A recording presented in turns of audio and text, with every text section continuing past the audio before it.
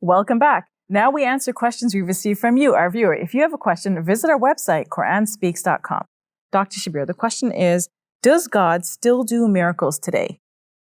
Yeah, the quick answer to that is yes. But we should clarify that the kind of major miracles that we see and read about in our history, whether in the New Testament or in the Quran, we don't see those happening nowadays. Some people claim that there are some major miracles like faith healers and so on, but some of this is dubious. Or maybe we just don't notice them as miracles, like tsunamis, for example.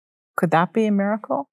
Well, we I mean, it is a natural disaster, yeah, right? because it's a disaster. Yeah. We hate to, credit it to God as a miracle. Usually, when we think of miracles, we think of God doing something spectacular to bring about a favorable result.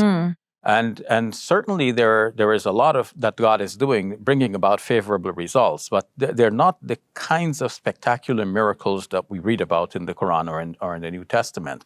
So we should ask why that is so, and what is God actually doing? Like, for example, somebody may be going into remission with a cancer, and sometimes the doctors are puzzled.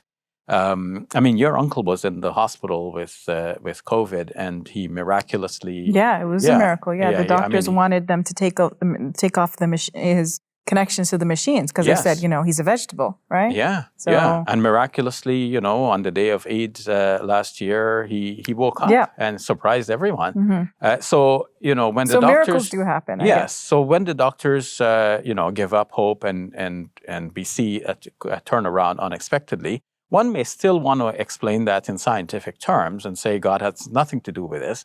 But from the point of view of the faith, from the believer's point of view, God has everything to do with it. And God is acting not only in what we refer to as a miracle and in a surprising turnaround, but God is acting for the betterment of human beings in all aspects of life and every moment. The Quran says, كُلَّ يَوْمٍ هُوَ فِي شَأْنٍ. Every day God is involved in some affair. And in the commentary on this verse, which comes from Surah, the 55th chapter of the Quran, we find the classical Arabic commentaries saying that there is a hadith mentioning that God has his record. And he looks into the record so many times a day. I forget the number, but once I worked it out and figured, this works out to like every 4 seconds. And so God is looking into that record, and he is making adjustments all of the time.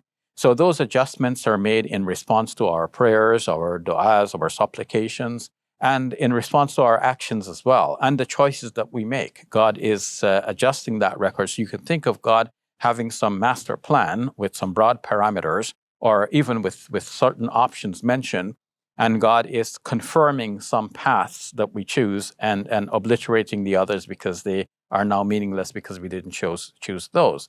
So the Quran says, يَمْحُ اللَّهُ مَا يَشَاءُ وَيُثْبِتُ وَعِنْدَهُ أُمُّ الْكِتَابِ.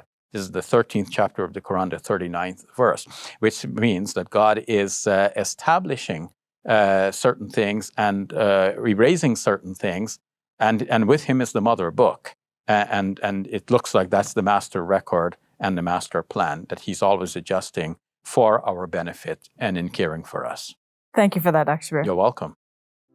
On behalf of Let the Quran Speak, I want to say thank you. You've helped us become the most widely watched Muslim TV show in Canada.